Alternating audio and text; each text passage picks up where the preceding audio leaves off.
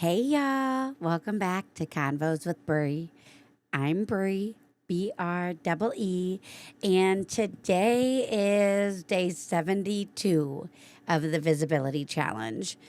And today I want to talk about this invisible sentence that I was believing for so much of my life.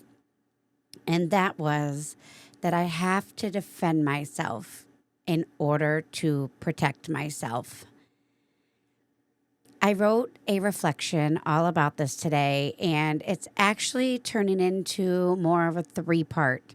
So today is one, tomorrow will be another, and then after that will be the following piece of the reflection.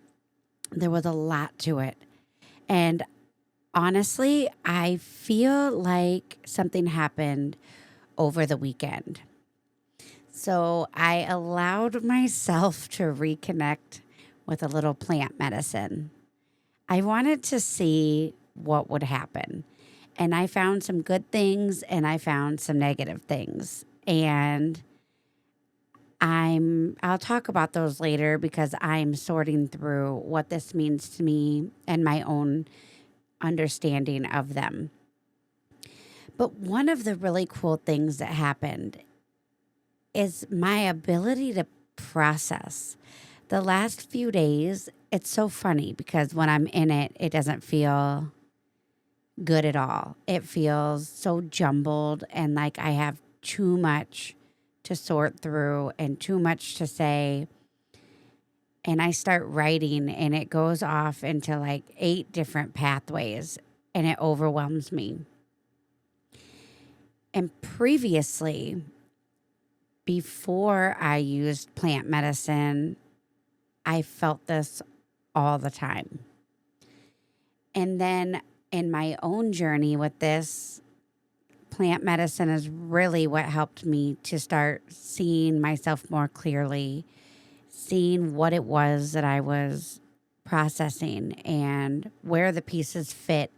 It helped me see my overall puzzle more clearly.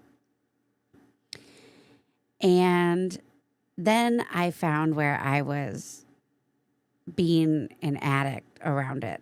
I was using it too much and I was leaning on it too hard and I needed it too much and it was running my life.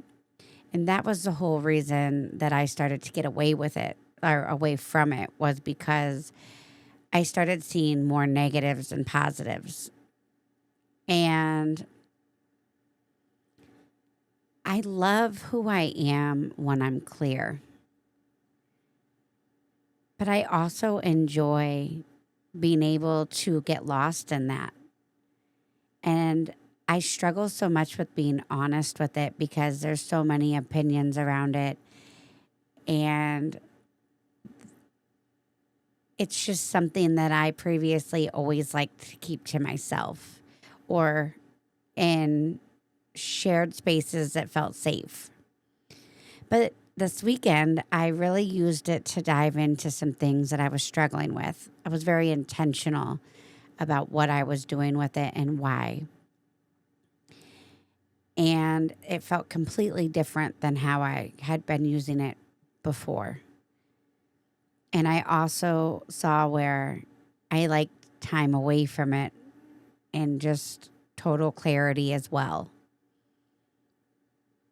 That's why I stay away from the like once an addict, always an addict and things like that because I truly believe that with our enhancement of our understanding comes different pieces of ourselves through substance.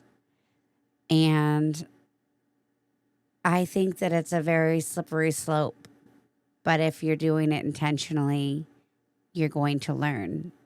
And I don't think that there's ever, anything bad that comes out of learning. It might feel like that sometimes, but I genuinely think that anything that is a path to learning, we can use that to enhance so much around us.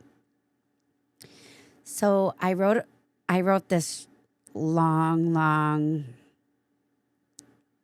distorted piece. And then I went through it and I started sorting which one goes where. And I found in the first piece of this series that invisible sentence that I have to defend myself to protect myself. And I saw the journey. I saw it unfold. I saw who I was when I was living from a defensive state and how quickly my arguments would escalate and how quickly relationships could deteriorate and how much misunderstanding went into these and how much assumption was truly there and how much damage it did. There wasn't anything truly good that was coming out of this way of communication. And I understood it. I've seen it all over. And I think that more of the world, from what I have seen, responds the way that I write about in today's reflection, which is called The War I Didn't Know I Was Fighting. And I think that more people would have agreed with me about being defensive. And they would have said, yeah, you should be defensive. Yes, you should lash out at this person. What they did was wrong. What they did justified your reaction. And I lived from that knowledge for a long time. But the thing is that I still walked away from those feeling terrible. I still mourned the loss of those relationships. I still mourned how they went down because it wasn't what I wanted. It wasn't what I was expecting. It wasn't what I was trying to get out of it. It was just that I didn't feel like I had any real control. I felt like everything was happening to me. I felt like other people were putting this on me and like they were responsible for my response, for my reactions, for my thoughts afterwards. Because if they would have done what they should have done differently, none of this would have happened. But it wasn't until I really stopped doing that. I stopped looking for blame. Anytime I caught myself saying, it's their fault, I used that as a tool to know that I needed to look at my response. And I started seeing where my responses were learned. My responses were what felt safe. My responses weren't soulful. They weren't aligned. They didn't make me feel good. And I didn't have any control over what other people did or said. But I did have control over what I did and said. So I knew I couldn't unsee that anymore. If I wanted out of this stuck loop, I needed to be the one that changed it. I was the way out. And I had to change that invisible sentence, the one that said, I have to defend myself to protect myself. And I had to start saying the truth. And the truth was that the safest place I have ever found is within my own response. That is where all my power lies. How I respond is completely up to me. And when I respond the way that I want to, when I take a beat and I slow down and I breathe and I remember I am not under attack. This person is struggling. I have been where they are.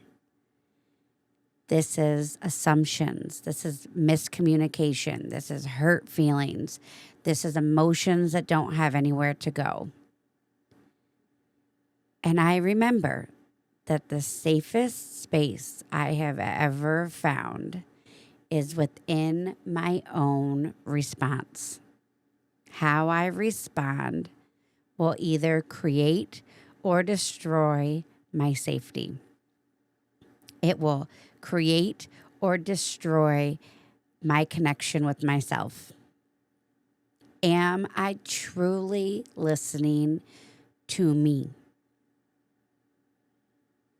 Or am I allowing a trigger to control me, an emotion to take over?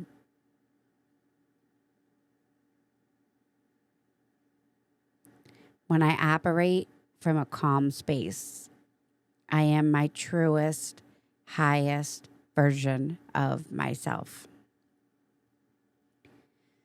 So today was all about switching. It was about acknowledging the real invisible sentence that I was believing that kept me in that stuck loop. And that was that I have to defend myself to protect myself. And it was switching it over to knowing, acknowledging, and connecting out loud that the safest place I've ever found is within my own response. It was taking the power back. It was connecting more deeply to myself. It was remembering that I am the way out. All right, y'all.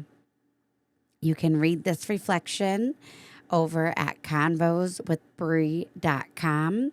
It is called The War I Didn't Know I Was Fighting. This is the first of 3. You will see the other 2 halves of this, the other 2 parts of this roll out over the next 2 days. And I hope you take some time with the reflection questions. They are a very good insight to your own journey, your own responses, where you've been giving some power away. Maybe you didn't even realize until you heard this today. All it takes is one thing to break open your awareness. And we can't know what the thing is that's going to break it.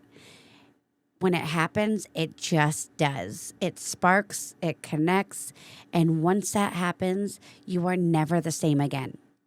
You cannot unknow that information. And if you got some of that here today, sit in it. Let it seal in. Let it change you.